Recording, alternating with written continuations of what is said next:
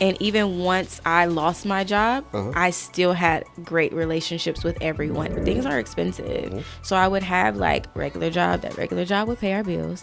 My part-time job would allow me to get equipment. And so I did that for a very long time. But I wanted to create a space that allowed them to kind of reflect their skill set when they're bringing their clients in, because I want them to feel like it's their space, you know what I mean, when they come in, and be empowered. I've had several business ventures before we got here, so I want that to be very clear. Like, the success is not like overnight. Like, it's not overnight.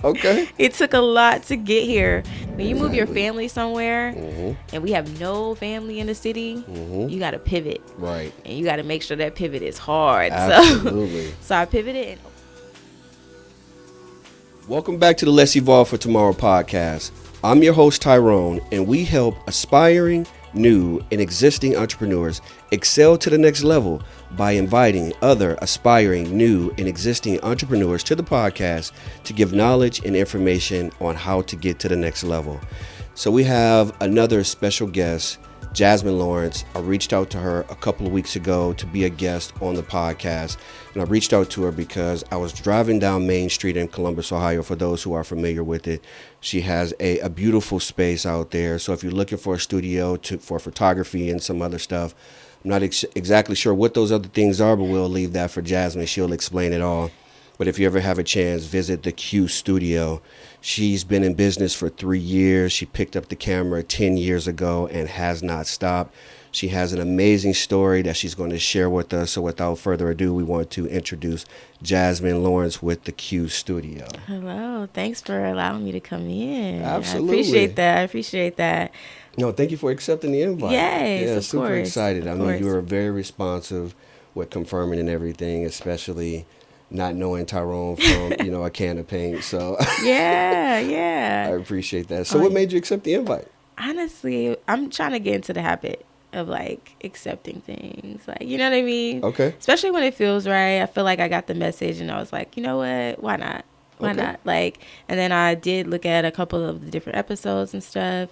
And then I was like, you know what? Let me just get into the swing of things, because I'm never like interviewing and like podcasting. So, but I've done some in the past, but I was just like, just try it. Okay. Did you have a bad experience with the other one? No, it's just, I'm such an introvert sometimes. Believe it or not, I'm an introvert. Are you really? Yeah. Like introvert, extroverted kind of personality? It's more of my natural personality is more introverted, but it's like I have to be an extrovert in order to conduct business. Right. So it's like, okay, I'll pivot to the extrovert side. Yeah. But that's not my preference. Okay. Yeah. That makes sense. Yeah. That makes sense. Or are you extroverted when you're interested?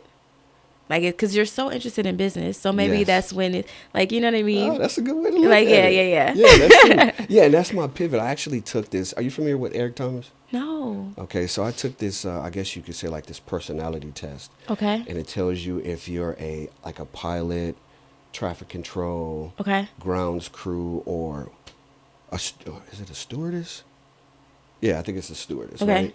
And it tells you your personality type, like that person that loves to, like, you're more extroverted. Yeah. You want to be in control, out front. Yeah. Or if you're that person that just kind of want to stay behind the scenes and make things happen. Yeah. Okay, that's nice. Yeah. That's nice. So if you don't mind, just give us a brief introduction and tell us a little bit about yourself. Well, I'm Jasmine Shantae, or Jasmine Lawrence to some people. I started the studio about 3 years ago.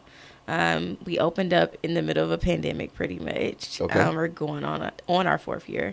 And I really just wanted to create a space for creatives to come in, smaller creatives, right? Like, not even small. It can be big, it can be small, because we have big brands that come in.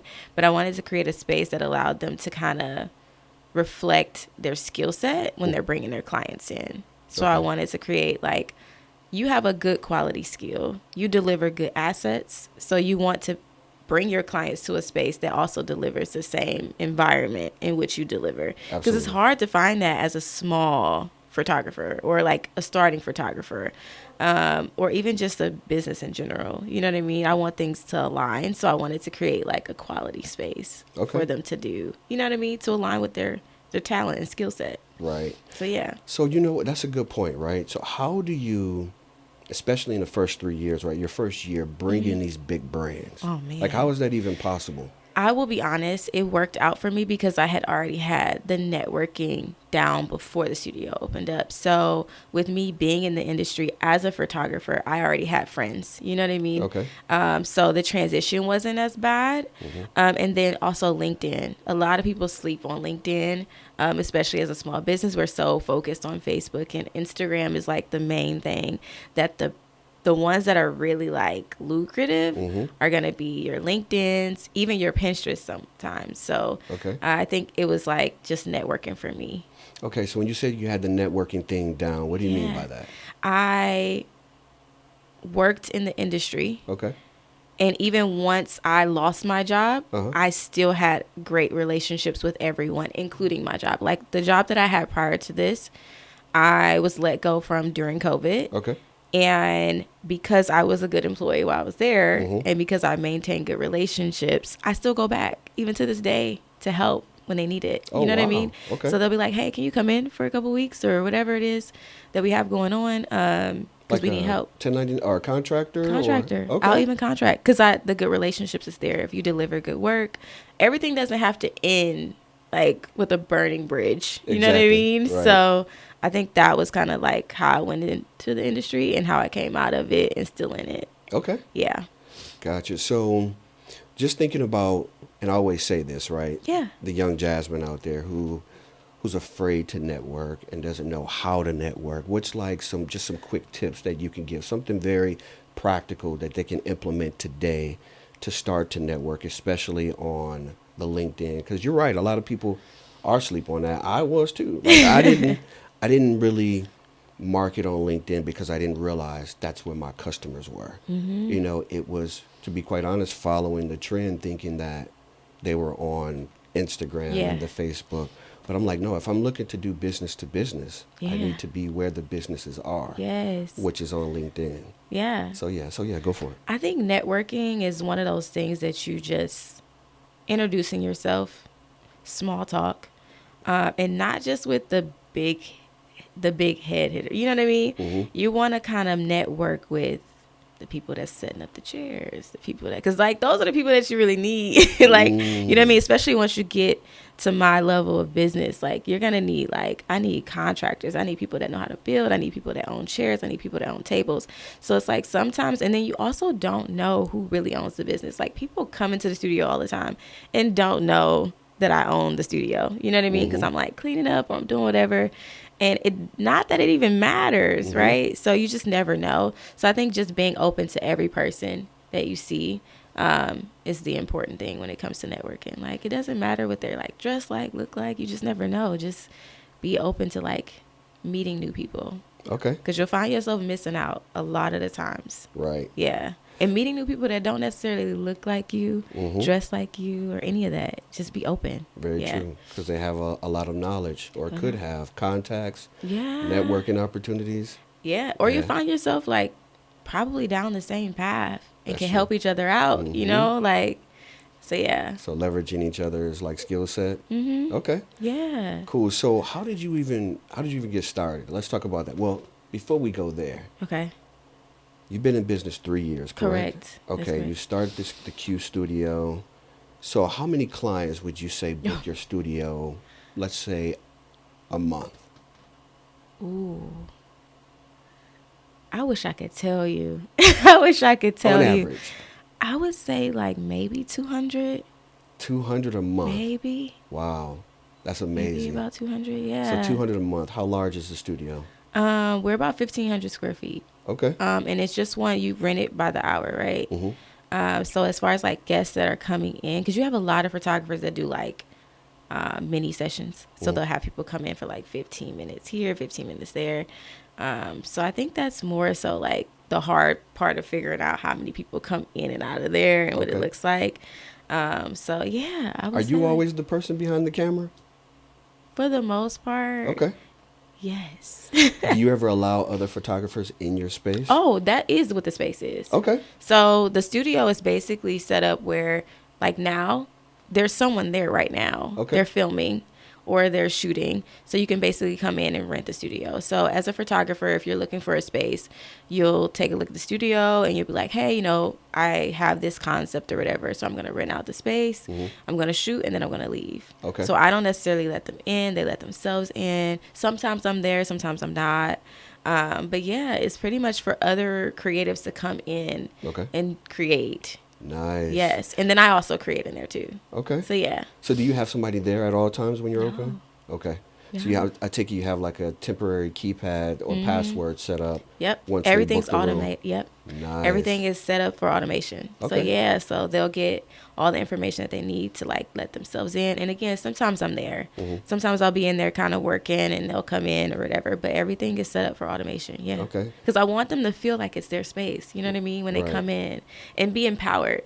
Okay. So how did you even learn how to automate this entire process? Like, is this something that you already knew how to do? Did you take a class? Did you have a coach? No, I literally learned on my own. Okay. Like I took the time out. YouTube is a very powerful thing. I think we all know that now. Absolutely. YouTube is a very powerful thing. I think just like a lot of the times I don't even think people notice it, but like when you sign up for Calendarly or whatever it is that you have, they actually have like tutorials and classes they have their own YouTube channels.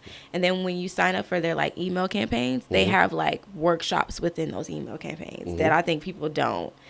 You like junk mail. Like sometimes it's good to open up those emails and see what's there because they might have like a one-on-one workshop to show you how to use their system more effectively. So I just kind of did stuff like that. Really? Wow. Yeah. So 200 on average, 200 clients a month. I would say 200 clients. And then I'm like, I feel like I'm lying because I'm like, I have no idea.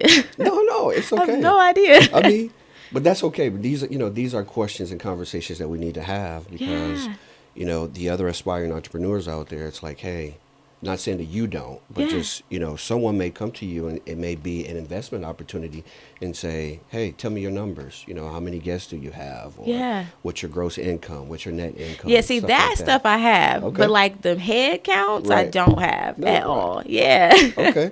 So is your space, is it kind of like sectioned out to where like you can have 3 clients in there at one time, or is it just one client per booking? This particular space is one client. Okay. So it's set up, it's like basically 1,500 square feet. And then you have like another area in which you could shoot in. But I like for it to just be for this space in particular to be just one client. Because I want you to be able to play the music that you want to play. Because once you start having several tenants happening at once, that is a whole nother beast that you have to tackle. And we're not terribly large.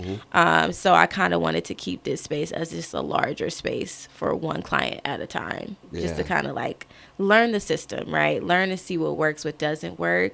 And then maybe in the future, that would be something that we would look into. Gotcha. Yeah. Are you set up for a podcast as far as like the mics and everything? No, you have to bring your own mics and you have to bring your own cameras. Okay. And then you have to bring your own lighting and stuff Gotcha. like that. So we do like rent a lot of stuff from Midwest Photo, which is local.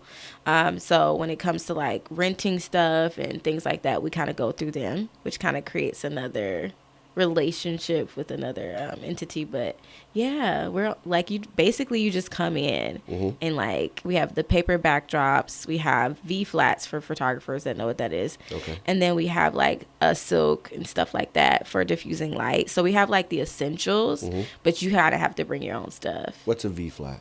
A V flat is like a white or black. It's like, I'm like trying to figure out a way to explain. So basically it's to either bounce light off or soak light up.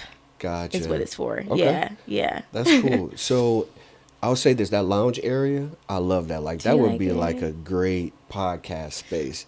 Like wait on it. Wait on it. Okay. Wait on it. For like multiple people, especially right now, with the trend, you see how people have like the lounge set up and they have like 3 or 4 mics and you may have 1 or 2 hosts. Yeah. And people that just come and kind of hang out and talk about whatever the topic is. So that space would be beautiful for that. Yes. Like, I love your space, as a whole. Yeah. But I saw that. I was like, man, one day. Yeah. So we're working on that actually. Like, the studio podcast, which is crazy. You'll see the highlights. You can always see what we're working on based on our highlights. Okay. Because they'll be named right after whatever is happening. Ah, So, yeah. Okay.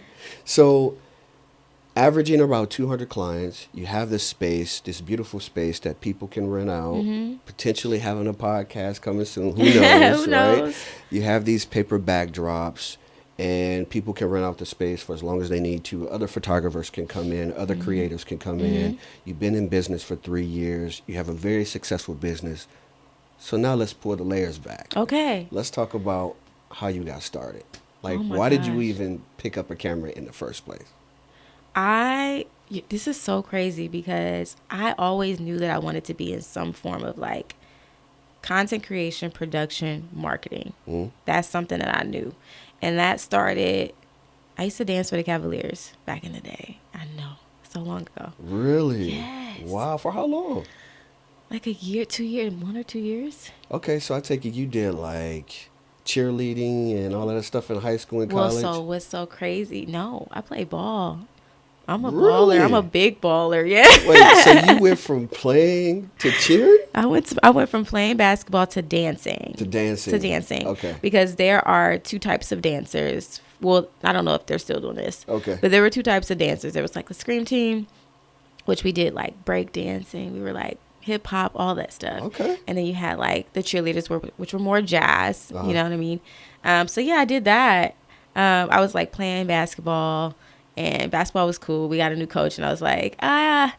and I was really good, but I was just like, I kind of want to pivot. I think Okay. I want to pivot, and so I did. How long did you play ball? I played ball for a couple years. Okay. Probably like 4 years, Okay. and it was nice. Wow. Yeah, 3 to 4 years in high school. I did middle school, high school, Okay. and then I was dancing in high school. Okay. So imagine this high school kid like at the arena with the Right. Cavs during the night, and then going back to high school. Right. I mean, but how did that transition even work? So were you, I mean, was there a scout there, or how did Yeah, that? I was with a friend, and I was dancing at like some studio, Okay. and the coach just happened to be there because she was like, I guess that's where they were practicing at, and she was like, "Hey, when you get a little older, like, hit me up." And I was like, "Okay." And so she reached out to me when I was like 16, and she was like, "Do you want to just come like perform? Like, we have like this random halftime. Do you want to come perform?" And I was like, "Sure."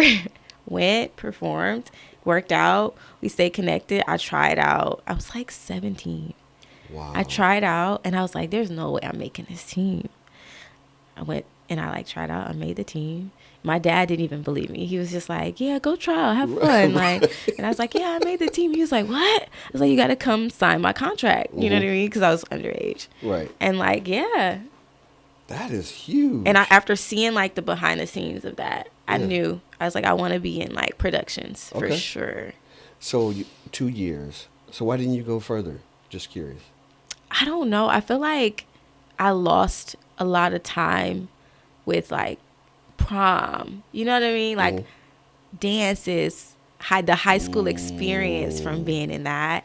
And I was like, all right, I'm going to just go to college and be in college. Okay. And that's it. Okay. And that's what I did. I was just like, all right, I'm not going to dance while I'm in college. Were you a point guard? Yeah. Okay. I was a point guard, and then we had another girl that came in, and she was a beast. Okay. And then I became the shooting guard. Yeah. Okay. Yeah. So all right. So you danced, wow, for the Cavs, 2 years, and then from that point you knew you wanted to be in production. So you went and purchased a camera, or how did that So work? me and my husband, we moved to Atlanta. Or no, I'm sorry, we moved to Florida. So were you two together in high school? We were together in college. As soon as I got in college, my husband, like, Oh, literally. Right. It happened so fast. Right. So like the year that I was there, the first year of college is when I met my husband. And then we like went down to Florida, and then He was like, I'm locking this down. Yeah, basically. He was like, yeah, you're not going nowhere. So we went to Florida. I was in Florida, just like, I even created a business down there. Okay. Like I did accessories and stuff like that when I had my firstborn. Okay. And then I like picked up a camera, and I was like, I really want to try photography. I'm really good at like having an eye for that type of stuff. Okay. Did a lot of research in marketing. Moved to Atlanta, and I interned. Okay. I interned under a guy named Marcus Ezel. He's amazing. Okay. He's still like, believe it or not, even with my growth, still my favorite photographer, hands down. Wow. Okay. Yes.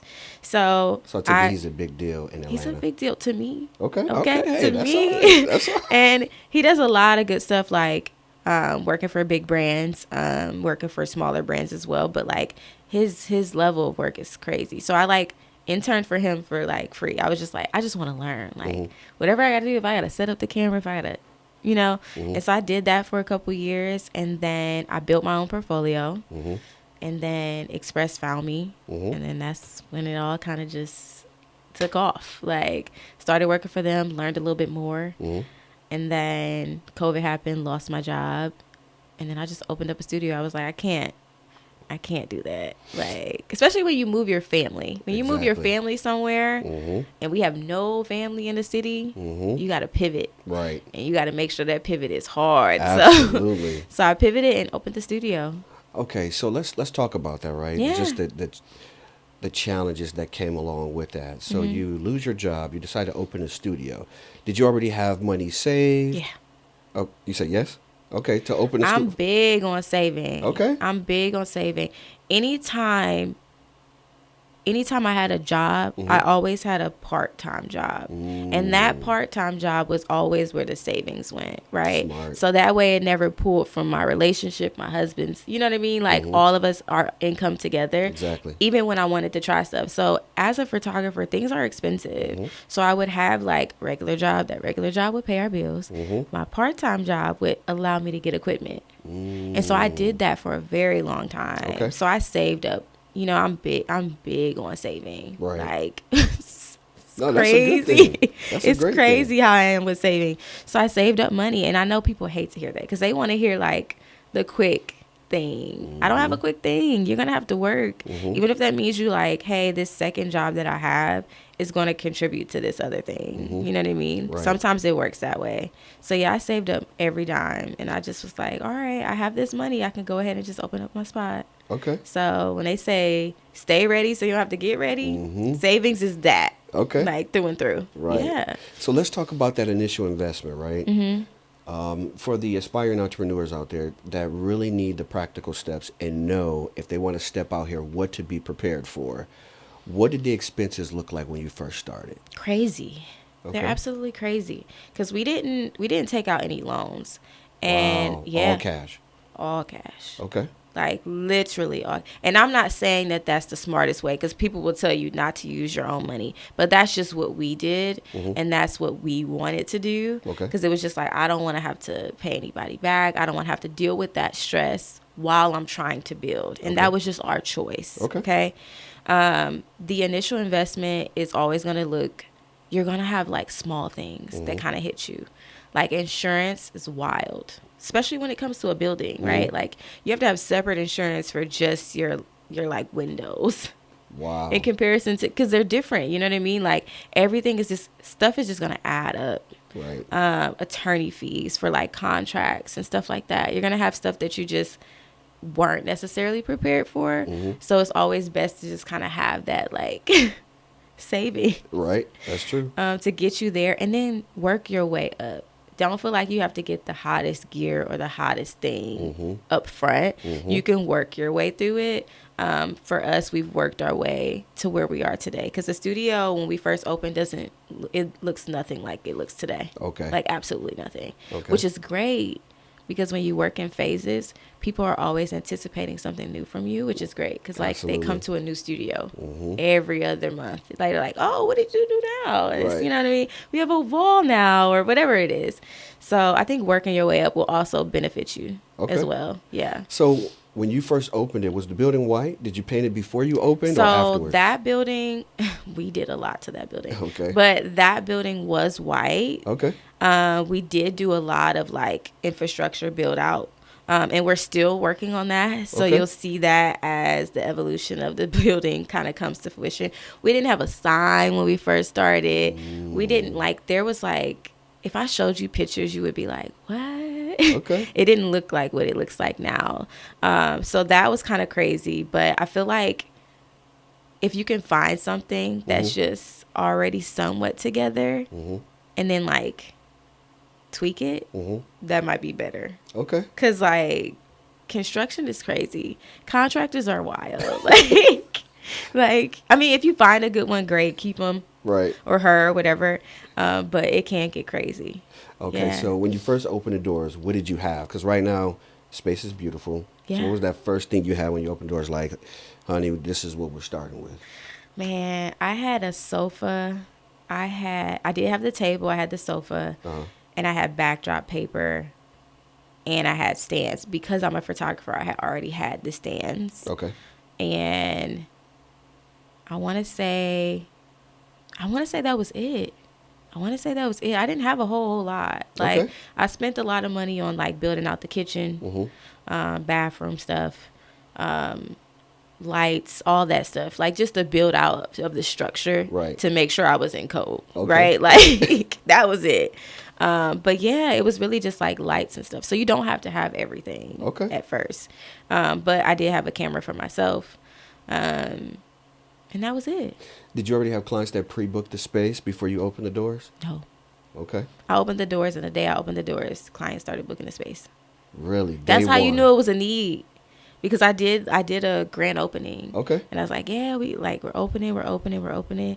And then, like, literally the first day, it was just like, I don't know. It just kind of happened. Wow. And that's crazy. Yeah, it is. That's why I feel doesn't like when happen it's for often. you, the doors are swinging. That's you know true. what I mean? Because, you know, sometimes people, they do that. They step out on their faith and their passion. And, like, when they first open the doors, there's crickets. Yeah. Then, you know, they start to feel a little down, like, man, and questioning themselves. Yeah. Like, should I have started this? Should I do something else? So let's talk about just any type of turning point or milestone in your business. So back to that question, because I want to kind of reference that too. Yeah. With me starting out, I guess I neglected to say that I did have experience with like marketing. Okay. So my landing page had a newsletter sign up. Okay. So that when I launched, I could send out an email campaign saying I launched. Does that make sense? Absolutely. So that's kind of, so it wasn't just like, oh, you opened your door. Like, I literally unlocked the door and everybody, that wasn't it. You know what I mean? There was some marketing that was involved in that. And just like, you know, getting people to sign up for the newsletter, handing out flyers, going to the local, like, camera stores, taking flyers there. Like, there wasn't just like so I might have spoke too soon with that one. I'm glad you said that. So let's go back to email campaigns, right? Because sometimes I feel like as seasoned entrepreneurs, we throw terms out there that the new entrepreneurs and aspire entrepreneurs are not familiar with. So if you had to figure out a better way to deliver an email campaign or to kind of elaborate on that, how would you elaborate on that in addition to the newsletter? Like, what did you include in the newsletter? How did you get people interested in the space? So, okay, ask it again. Okay, so because I want to make sure I'm answering it right. Oh, yeah, no, I know that was kind of wordy. Right? Okay, so with the email campaign, what is an email campaign? An email campaign is another way of basically, this is how I would describe it. It's basically having someone's, like, when someone signs up for your email campaign, it's basically like having their direct phone number in a sense, without having their direct phone number. So everyone leans on like social media or having like these different platforms. If those platforms shut down, you don't have access to your clients. Email campaigns are a way to ensure that you have access to your clients. Is basically having like their phone number. It's a direct contact to them. It's just their email. So when you're delivering email campaigns, which is like a way of marketing to them, it's just basically you sending out an email blast or a big text to their email directly. Does that make sense? Absolutely. Did I explain it right? Yeah, Okay. no, that's perfect. Yeah. All right, so your newsletter, what things did you include in your newsletter to make it interesting, to make it intriguing, to really get people to come out to your grand opening and to support the opening of the business?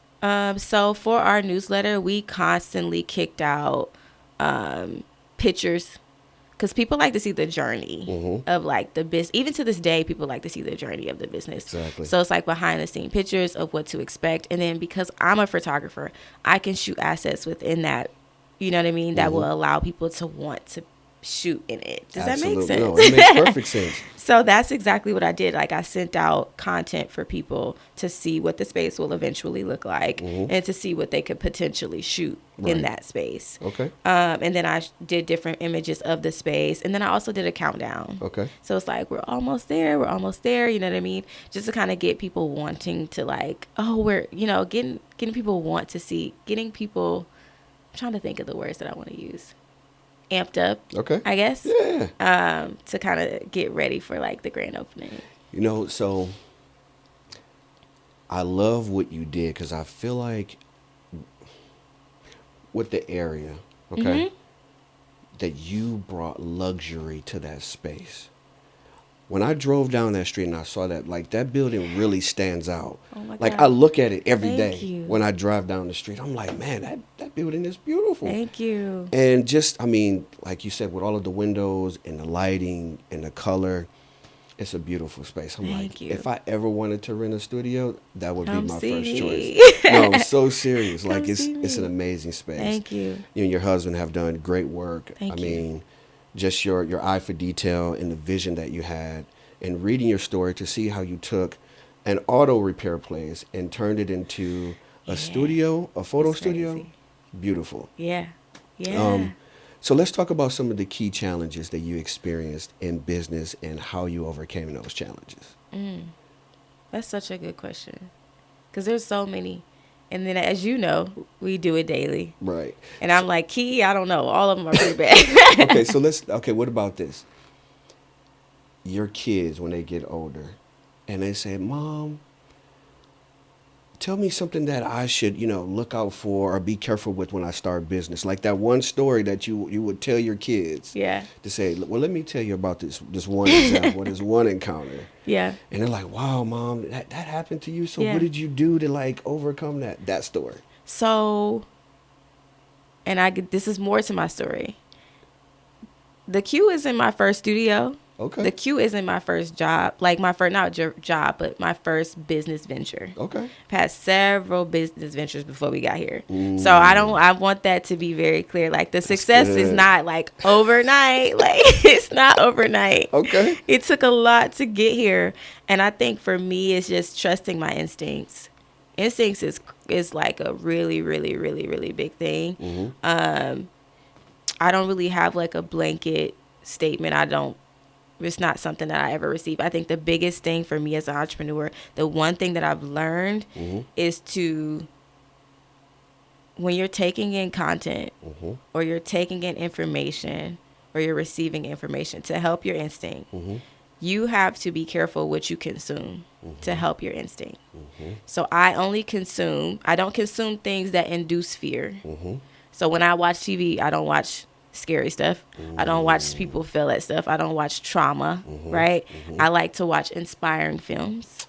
I'm very careful about what I consume and what I seed myself into so that I can, like, because you'll be surprised how much stuff affects you, like, randomly. Like, if you ever watch, like, a scary movie and you can't sleep for, like, a week, imagine what that does for you, like, long term. Exactly. You know what I mean? And Right. you just don't even know it. It lays dormant in you, and now you're operating in fear. Now you're going to your garage, like, you know what I mean? And don't even know that that's affecting you in a lot of ways. You know what I mean? Yeah. Versus, like, watching shows that are inspiring and stuff like that. So I think the biggest thing for me was instinct, operating off of instinct and feeding my instinct with positive, inspirational things. Exactly. Right. So I think that's the only thing that I can think of that, as far as like pivotal moments for me, was when I wasn't operating in good instinct. Yeah. You know what? No, but that's very valuable. Like, I Yes. think about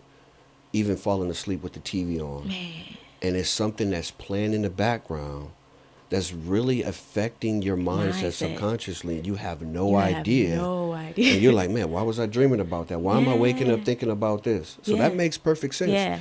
And I found myself doing the exact same thing, listening to podcasts, other podcasts, or what I'm watching, and I was having this conversation with my wife a couple of days ago. I'm like, I'm only consuming my mind with spiritual things Yes. and inspirational That's stuff. it.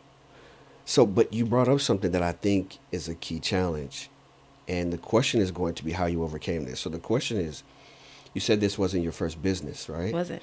Multiple adventures, business adventures. So Mm-hmm. how many different businesses did you start? And why didn't you stick to those things? I would say 3. Okay. I started a jewelry business at one point. I Right. had another studio, but it was like just for me. Okay. I wasn't renting it out very Okay. much at all. And then I had a clothing line. Okay. So those were the other 3. I stopped those because they weren't successful Mm-hmm. in the time that they were, and to me, right? Okay. Mm-hmm. Fail fast. Like, you know what I mean? Mm-hmm. And the biggest thing is your ego. Like, the ego is like the one thing you can't have in business. Big time. Like, get rid of it. If you can get rid of anything, get rid of your ego as quickly as possible. Right. So I think like with those businesses, one, I did have a business partner. Okay. We were fine together. We just were in different, I think, stages in our lives. Mm-hmm. And she had a way that she wanted to do, and I had a way that I wanted to do. Mm-hmm. And instead of me like bad blooding it Mm-hmm. and like attorneys, all this other stuff, it was just like, just start over. Okay. Just start over. Sometimes it's not worth the fight. Mm-hmm. And that was a pride thing, right? Like, I don't have enough of a pride to do that with you. Exactly. You know what I mean? Exactly. And I had to let that go. And sometimes I think when it business partnerships, I will say this is one of the pivotal moments for me. Mm-hmm. You need to date that person first before you like go into business with them. Like Exactly. literally date them, Right. figure out what their goals are, just like core goals. Mm-hmm. Even with your staff, you need to like date them. Mm-hmm. Talk to them constantly. Mm-hmm. You know what I mean? Figure out like where their head is constantly. So I think for me, those ended because they just weren't successful through experience. Like Mm-hmm. I had no experience in like numbers at the time. I had no experience in marketing at the time, but I was also working in corporate America at the time as well. So I wasn't able to give it 110%, which you could still do both, right? But I wasn't able to. Right. Yeah, not as a mom and a wife, no. So let's just say when you left Express, right? When you lost Mm-hmm. your job during the pandemic and you Yeah. started the clothing line or the jewelry business, do you feel like it would have been successful with all of the knowledge and 100%. the experience you had? Say less. Okay. For sure. Okay. And that's why I'm like, one of the biggest things is the place that you are in now Uh-huh.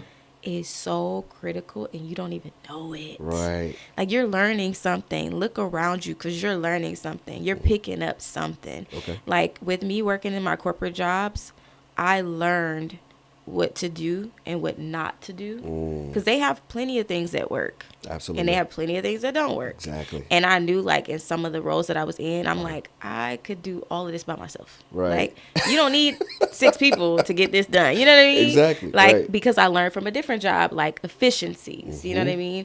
One of the things with the studio being like a self-ran studio, if you have a system that is a 7 at the very least, you can hire a 3 and you're a 10 now. Woo. You know what I mean? Yes. That's it. Absolutely. That's it. That's all you need. Absolutely. Like, so I learned systems. Yeah. I learned like what works, what doesn't work, automation, all of that. Like, you know what I mean? Just be Right. willing to learn. I like the way That's you it. put that. That's the first time I've ever heard someone say that. Now, I have heard people say that if you're looking to help someone, right? You don't have to be a 10 to help someone. You can be a 5 and helping someone that's a 3 or a 7 Absolutely. and help someone that's a 5. So that's huge. Yeah. So I guess my next question for you, let's talk about scale, right? With everything that you've learned from the corporate world, you have such successful studio. Have you had any, I guess you can say, down moments in your business where business wasn't going so well? Yeah. What happened during those times? You learn a lot. Okay. You learn a lot. And because I save, it's a different experience for me, Okay. probably than other people. Gotcha. So the preparation of saving allowed the downtimes to not feel that way. Just because you get like, money in and everything's flowing, we're not going to go buy things. You know what I mean? And you got to, again, what you're consuming. I don't need a Gucci bag. So I don't look at girls that have them. Okay. You know what I mean? Right. I kind of just live a very simple life. Mm-hmm. And that's not what I'm in it for. Okay. It was like a lot of it is just like, my kids having a good upbringing. I love what I do. Mm-hmm. So my why is not materialistic, which allows me to save a little bit differently. Mm-hmm. So those downtimes, I was able to get through those downtimes because of the saving. Okay. And then also in those downtimes, learning to pivot. What needs to work? Mm-hmm. What can I do? Like what was working, Mm-hmm. and why is this a downtime? Because for us, it's seasonal. Mm-hmm. So during the summer, it's a lot slower Okay. because people are shooting outside. Mm-hmm.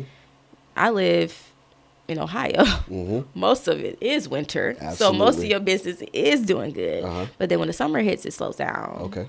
So what do you do during the summer?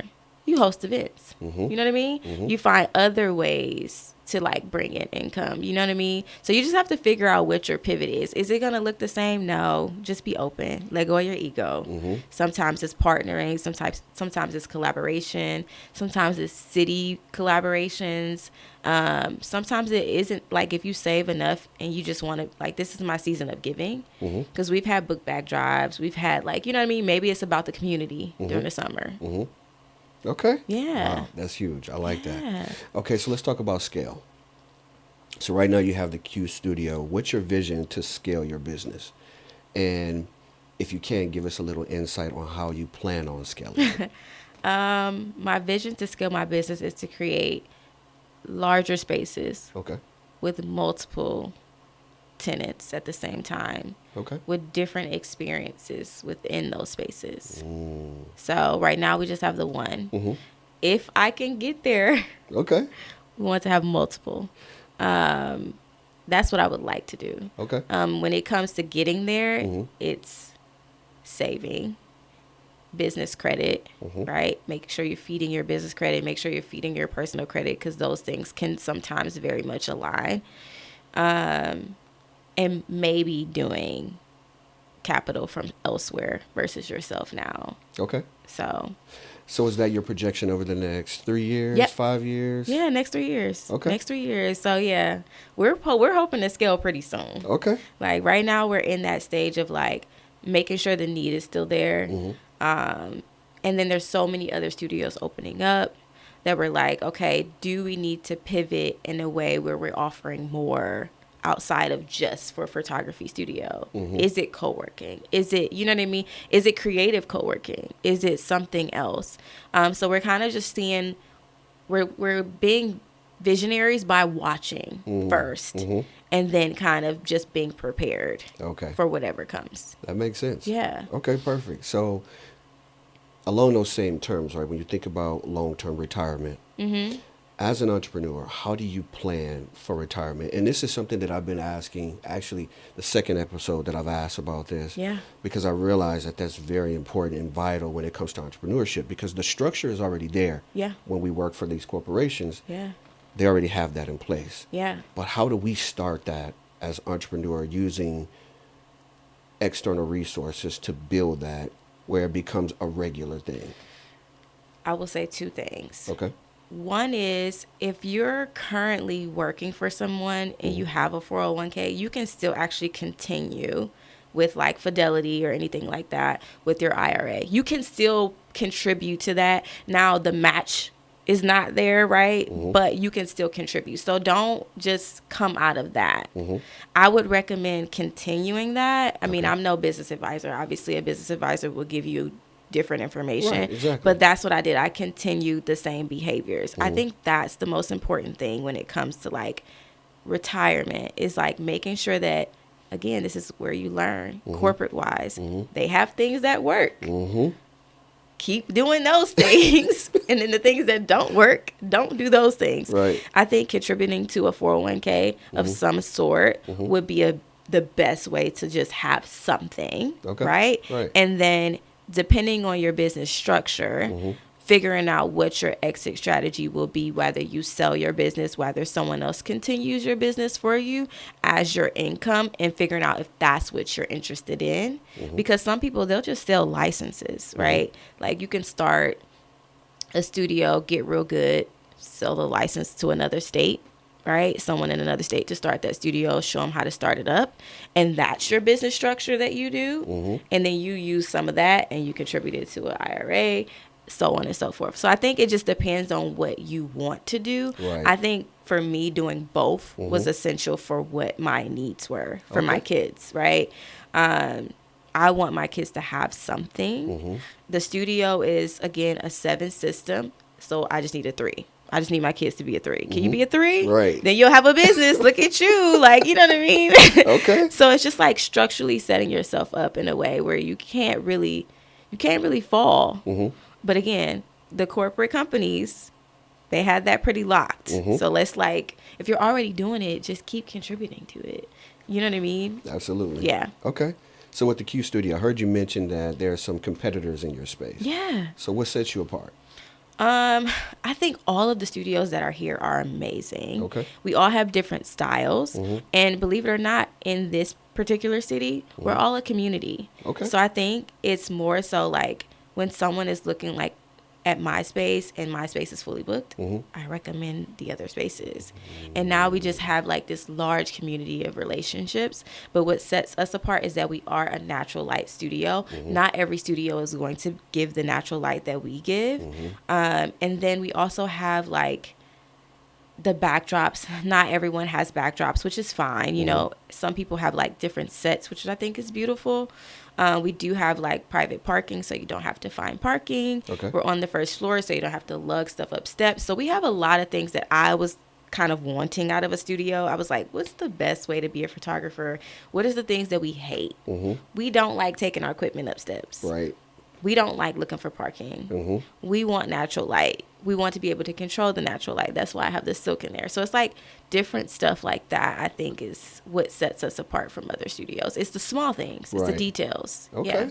Yeah, I love the business-to-business support. Like, I Yeah. think that's huge. Yeah. Yeah, so I'm glad you mentioned that. Yeah.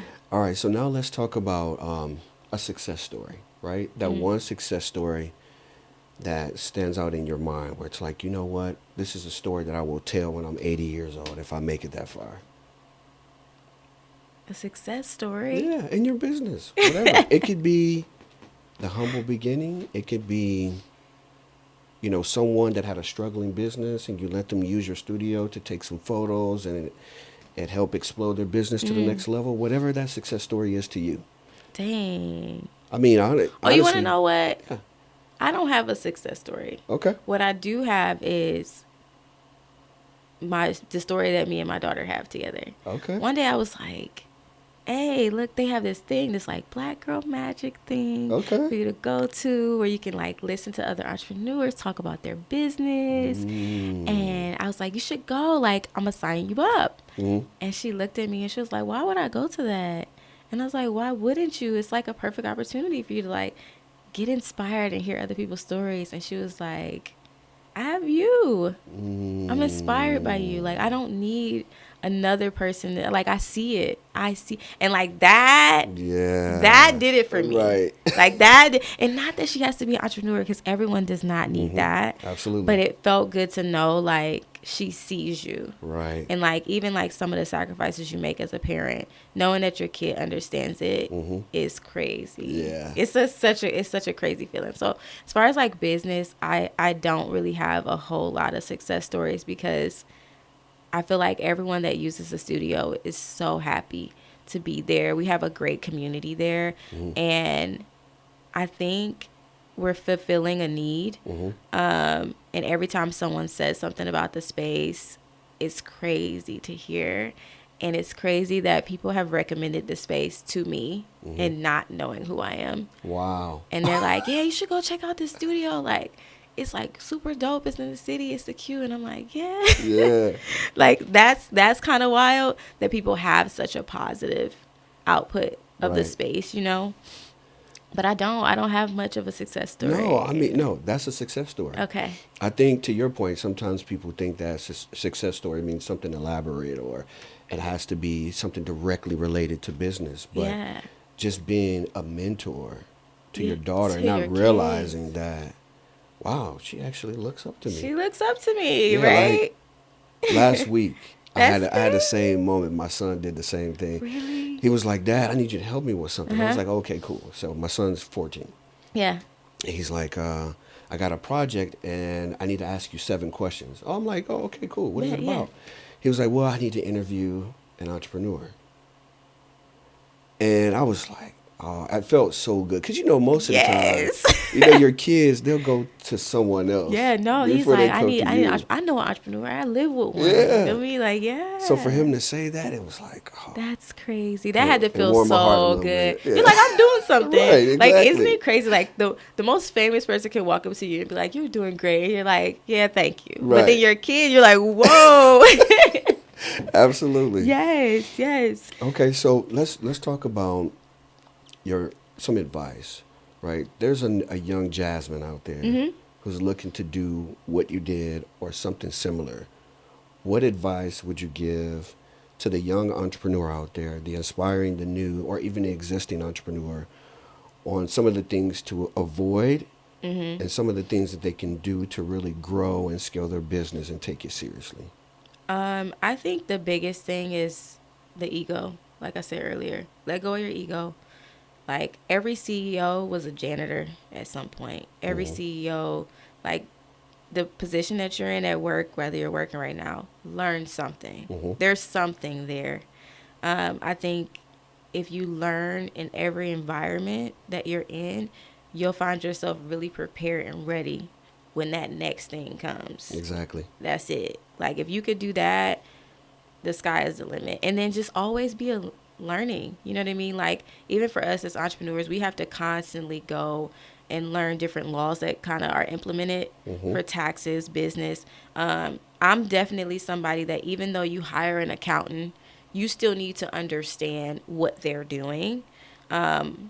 I want to know how you bucketed that and why you bucketed that way and why we are now using that for this. You Mm-hmm. know what I'm saying? Mm-hmm. So I think it's important to like learn from the people that you're hiring that are better skilled at you than some areas. Like, yeah, you can't do finances, but you still need to understand some of that stuff. And if you can find a way to like, even if it's monthly, read something new within your business that you don't know Mm-hmm. and be able to ask the expert that you've hired that question so that you can fully understand. Mm-hmm.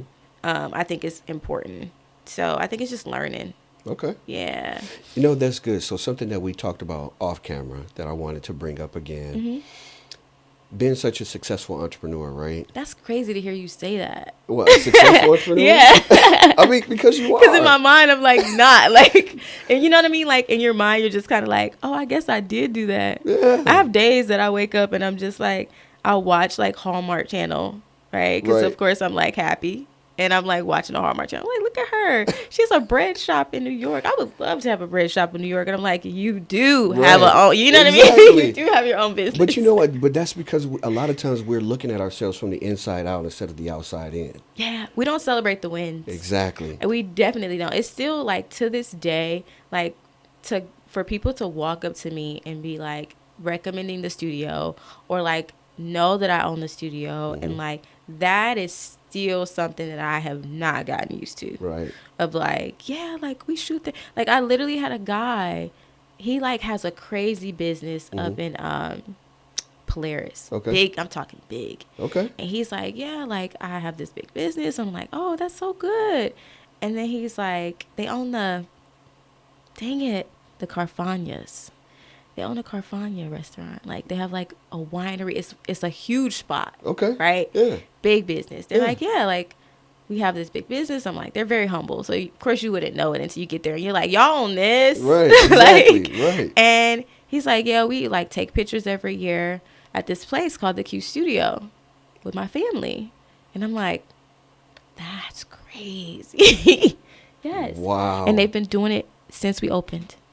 That's crazy. Wow. And He they showed have me no like idea who he you showed were. me the picture, the transition of their kids growing up. Like literally, they have been taking pictures, and I'm like, that's wild. Did you tell them who you were?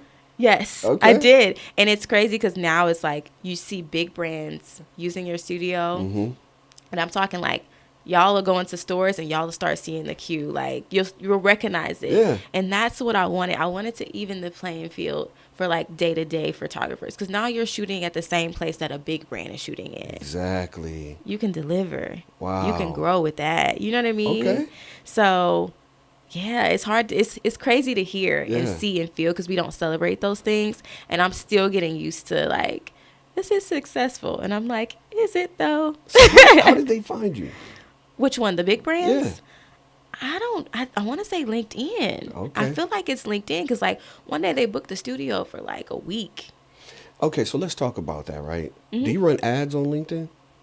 No. So it's all organic. What's crazy is I use my marketing dollars for increasing the experience and the community. Okay. So last year, which we'll be doing this again this year, last year we did tote bags. Stuff that people wear, right? Yeah. And stuff that you're not going to throw away. Exactly. Everyone wore a tote bag, and they would stop each other. You shoot at the queue? Oh, I do photography. I do this. They start to connect. Got it. And then people see your logo everywhere, and they're like, I keep seeing these Q Studio bags. What is that? So my marketing dollars, they don't always go to ads in that way. Mm-hmm. I have ran ads on like Facebook, Instagram, things like that, but I would rather invest in my community and let my community do the work. Because you got to remember, I'm in productions, which means that people take pictures and they tag, share, and you don't have to do that. Exactly. You know what I mean? Exactly. It's just a different experience. Right. Like they're like, hey, like the podcast, I'm sharing the podcast. Right. That's your marketing. Do I really need to do dollars if she's doing that? You know what I mean? Absolutely. So it's just like depends on. Thank you. Right, like thank you. So it just depends, but no, we don't always run ads. Yeah. We let everyone else do the work. Okay. You know what I mean? That's huge. So, question: would you be okay with me including some of your photos or videos in the YouTube video Absolutely. or the podcast? Absolutely. Okay, cool. Absolutely. I want to ask your permission on that. Yeah. So that's how you build your community then, because I was going to ask about that. How do you build your community? Community is so much better. It's so much better than anything else. You know what I mean? Right now we're working on merch. That's another way we build community. Having events for the community, giving back to the community with like the book bag drives and toy drives, supporting people when they're doing like nonprofit things and contributing that way. We do giveaways. You know what I mean? Right. Stuff like that. I think that's the thing, is like the give and take, and not feeling like you need to know your business, and not everything that you hear and that you see works for you. So figure out what works for you by trying stuff. Exactly. So that's it. We just tried stuff, and that seems to work better. Okay. Believe it or not, yeah. So you have kids, right? I do. How many kids do you have? 2. Okay. How old are your kids? 2 and a dog. 2 and a dog? 2 and a dog. A dog is a kid, yeah. Okay. So my oldest is 13. My youngest is 4. Okay. And then my pup is 2. Gotcha. Yes. What kind of puppy do you have? Cane Corso. Oh, okay. Yeah, he a big boy. Wow. He a big boy. Okay. Yeah, I love those dogs. Yeah, he's a big boy. Yeah. Are they easy to train? Very. Really? Very. We did get a trainer, because when you get a dog that's that large, you need to have him trained. Exactly. Yeah, so he's trained. What color? Black. Okay. Yeah. Yeah, those are some beautiful dogs. He is. I love he's those dogs. He's a mild-mannered dog. Okay. I'm not going to lie to you. We have the best dog in the world. I know everyone thinks they have the best dog in the world. We actually do. Why do you say that? We actually do. He does not bark unless like the door is ringing or something like that. He's good with the kids. Like, he's super mild-mannered. Like, most people, they see him and they're like, whoa. Yeah. But when they get to know him, they're like, oh my God, you guys have the best. I have heard it every time. Okay. You guys have the best dog. Like, he's well trained, everything. He's like the neighborhood dog. I'm sure he's super protective though. Very. Yeah. Very. Okay. Yeah. But only when he needs to be. Like, you know, he's prompted, right? Right. But he's not like an aggressive dog like that. Not at all. That's cool. So having kids, 13 and 14. 13 and 4. 13 and 4. Yeah, yes. yeah. And being such, again, a successful entrepreneur, how do you, and I hate to use this phrase, right, but I'm going to use it. How do you prevent them from feeling privileged or entitled or spoiled? Oh, man. Right, when it comes to, I want that, and like, Mom and Dad, I know you have the resources, so I want this, I want that. How do you give them those things but still keep them humble? Transparency. Okay. I'm very transparent with my kids. And when I say transparency, I mean accountability for myself as well. I apologize to my kids when I'm wrong, right? so that they can see the human in me to be a human, right? I'm like, hey, this is what it took for me to do this. Or maybe I didn't speak to you well when I said that. And I want you to receive what I'm saying. Exactly. And I don't think that either you're not prepared for it, and then just being patient with it, right? Like my daughter would get frustrated with stuff and wanting to get somewhere. Like she's playing sports right now. She's not the best on her team. She's used to being good, and now she's not the best on her team. Yeah. No, don't get me wrong. She's up there. Right. She's up there, Right. but she's not the best on her team. That could be and challenging. she's learning to work for it. I'm like, you have to work for it. The reason that they're the best is because they worked for it. So it's teaching her accountability, teaching her discipline. I think is the biggest thing, because it is hard. It is so hard because you're trying to give your kids so much. I want to give them a leg up, and sometimes the leg, like, it comes at a cost. Like where you're sitting right now is it the cost that it was for you to sit there was the experiences that you had, unfortunately. Absolutely. Right? Like, and I'm not saying that I don't know your situation, but a lot of times it comes at a price. It does. So it's like, what is that price? And teaching your kids that there is a price for where I am. And then like making them do things to earn things, because they're not just given to you, right? And then when something is given to you, teaching them to take care of it and understand that it is given to you, right? This is a privilege right here. You need to understand the difference between the two and be able to treat them as such. Absolutely. So I think that's the hardest part. Okay. That's the hardest part, because I be wanting to give my kids everything. Yeah, I'm with you. I know we were talking about that, and I was just sharing with you, even with my kids, it's more like as long as you self-manage properly, you already know the expectation. You've been doing this for a long time now, a couple years, a couple months, whatever. So you know exactly what to do. So if you do it, it's a yes. If you don't do it, it's a no. Yeah. And I had to learn that, because I would get frustrated and I would get upset, and I'm like, okay, I have to do something different. Yeah. And what I'm doing differently is when I tell them no, we'll sit down and say, okay, what? Let's talk about it. Do you know why it's a no? Yeah. Yeah, I know, Dad, because I didn't do this. Okay, so really you provided your own answer. So it's up to you. If you want a yes, do the yes things. Yes. You'll get a no if you do the no things. And you telling them your failures as a parent, for me, has been a big one. Yes. Where I'm like even with business, if there's something that didn't go the way I anticipated, I tell her. I'm like, hey, I was thinking it would do this, but it didn't. So I think I might just pivot. What do you think? And we like have that dialogue of like, she's like, well, have you tried this? You know what I'm saying? Not a 4-year-old. She's obviously, tormenting right now. So she hasn't gotten there. But the oldest one, oh man, but you do have to dial it back, because when your kids are like that age and they're as entrepreneurs, they know a lot because you teach them a lot. You do have to make them cognizant of that information, because my daughter, she done got on the phone with her friend. Her friend's mom got let go from work. And she's like, well, did you ask her how much her severance was? I'm like, how about that's inappropriate? Like, I mean, at 13, did we really know what that was? No, you need to sit down. Like, it's like managing that is tough too. Right. Because once they know like money, finances, things, and they're like, is she prepared for this? It's like, no, she's not. Can you imagine how that conversation went with her friend and her mom? Like, yeah, I was on the phone with my friend and she said, did you get a severance package? Yes. You're like, wait, your 13-year-old friend asked you? She asked you how much it was. Right. Yes. And I have to literally, like, she hasn't found the I don't know. She's still pretty blunt, you know? Right. So it's like she hasn't found the fine line of like, just people aren't that comfortable with sharing, and nor do they have to share that with their kids, babe. Right. You and I have that dialogue, but you don't have that dialogue with everyone. My son is the exact same way. Is he? But I think it's because of what we learned, right? Well, for me, I'll say this. As a kid, it was like, speak when spoken to. Do as I say, not as I do. Seen and not heard. Exactly. Yes. So it's like with my kids, it's more like, I want you to be outspoken. Yeah. I want you to share what's on your mind. I want to explore your thoughts and ideas. Yes. So because of that, and teaching them that at such a young age, they feel like that's normal for a lot of people. So when we'll go out, I don't care where we are. My son, he'll just go up and talking with random people. I love it.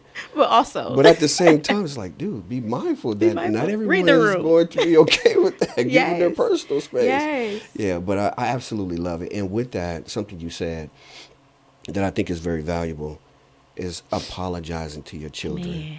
Because personally, I'll just speak for myself. Yeah. I felt like I had too much pride to apologize to my children. Like, I don't need to apologize to you. I'm grown. Yeah.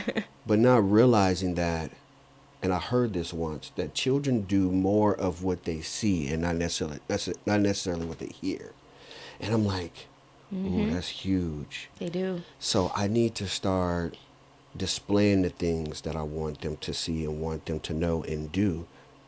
So I need to apologize, but not just apologize, but apologize for what I did wrong and what I'll do to make it better next time. Oh, man. You know, That's like, so hey, good. I'm sorry for doing this, and I'm not making an excuse. This is None. my thought process at the time, but going forward, I'm going to start doing this because I didn't want to make you feel like that. I shouldn't have made you feel like this. And asking them their needs. Yeah. Because I'm like, how would you have handled it? Right. I'm curious. Because I also want to know where your head is. Mhm. I want to know your feelings in that way. And me and my husband have even gone so far as apologizing to each other in front of our kids. Yes, that's huge. Like, where it's like, you know what I mean? Yep. So that they can see it. Because it's like, I'm like trying to get rid of these egos. Mhm. I'm like, we got to get rid of these egos. Because that's a very, if you're spiritual, right? Absolutely. Like, that's the one thing you don't want. At all. At all. I have seen what it does. Yeah. And I'm just like, don't have an ego about it. Just, you know what I mean? Like, so I think that's a big, big thing, is just teaching them the humility of things. Mm-hmm. There's humility in everything. I'm going to fall. I'm going to get up. But trust me, I'm going to be better for it. Absolutely. Yeah. So in your busy lives, you and your husband, you know, being successful entrepreneurs, how do you find that balance with spending time with one another, spending time with your children, and still running your businesses?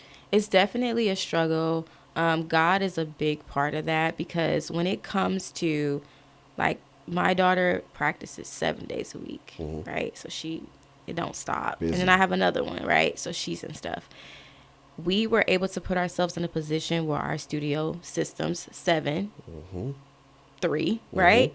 And that allowed us to find more work-life balance. Okay. And there are times that Jeff is more busy than I am, and I am more busy than him. And then we explain that to at least a 14-year-old. Like, hey, I'm going to be at all the games. I'm going to be at all the things. Dad's not going to be at it this time, but you understand the sacrifice in which those things are. But trust me, once he's here, because we are married, we are as one. If I am here, that means he is here. Exactly. You understand that? So it's like her understanding that. I think the balance is definitely difficult, but I think bringing your kids along the journey sometimes will allow them to spend more time with you. So I'll bring Nyla to the studio. I'll bring Mia to the studio. Mia's been on my hips since she's been born. So she was born right after, or right before the studio opened. Yep. So she literally has spent every second in that space, and no daycare. Right. We didn't do no daycare. Okay. None. So she has literally spent every second in that place, and she has learned things in that place, and she has been raised in that place in a way. So I think the work-life balance of that is just bringing them along the journey sometimes. And when I say bring them along, I mean not bring them along and put them in the corner and tell them to do something while you do. Exactly. Show them what you're doing, make them a part of what you're. Nyla gets paid. She gets paid, yes. Okay. She'll come to the studio. She'll work. Yeah, she'll like work. She's a bit of a negotiator. Okay. Because she's like tough. Like if I have a client and she's like, well, what was your budget? Because I want to know how much my mom's getting paid. And I'm like, no, you had a rate. Like, wow. So she's big, yes. So it's just bringing them along, but not pushing them to the side, because we're so busy. We're like, just go watch your iPad and then we're just going to do this. No, like bring them along and spend quality time with them. Me and my husband, I think the biggest thing is just time blocking, right? Which is like, hey, we're going to go on a date, but we typically overly stimulate our kids before we go on dates. Because if we do not do that, our kids are like, y'all are out, and they'll call you while they're out, and like, it's a mess. So to that point where it's like, okay, enough of mom and dad. so you know they're not going to bother you. Okay, no, that's smart. Yeah. And I like the fact that you said like the time blocking, because I Yes. feel like it comes down to prioritizing date night, Yes. prioritizing time with your kids. And sometimes we use balance, which is not a bad thing, but I Yeah. think just like we make time for our business, because when those clients call, we block out time for them. Yep. And there's nothing that's going to interrupt that. Yep. And I think that as entrepreneurs, you know, the new, the aspiring and existing, Yeah. if we do that, that block of time is for them. Phones off, Phone's done. no laptop, no iPad. We're Just done. dedicate that time to them. Yes. Because you Okay. know what? That helps with rest. I think sometimes people are like, go burn yourself out. Work. Someone's always working harder than you. Don't Right. take that advice. Like, do not burn yourself out. Do not, like, I believe in working hard in the time block. Exactly. Okay? Rest is essential. That's why we have Sunday. That's why Sunday is a rest day. That is why Exactly. Chick-fil-A is more successful than a lot of these other businesses. Like, we don't know that, but it is a very real thing. Yeah. So, yeah, sometimes a rest day, a day to reset, to make sure that you're maintaining the quality of work is probably more critical. Absolutely. Yeah. So you've given us a lot of great information. I mean, from just the spiritual side, Yeah. the time you spend with your family, the time you spend with your husband, your kids, the life learned lessons, businesses, how you got started, some of the challenges, some of the pain points, a lot of value. So give us some closing words. Man, just have fun. You got one life. Have fun. Be happy. Find the best way to do that. The rest will come. Okay. God knows exactly what you want. You pray for it. You write it down. You make it plain. He knows exactly what you want. You have to work toward it. Don't get me wrong.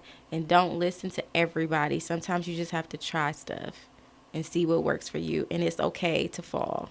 It's okay to fall. Just pick yourself up. Dust yourself off. Keep going. You go at your pace, not everybody else's pace. Yeah. And what's for you will be for you.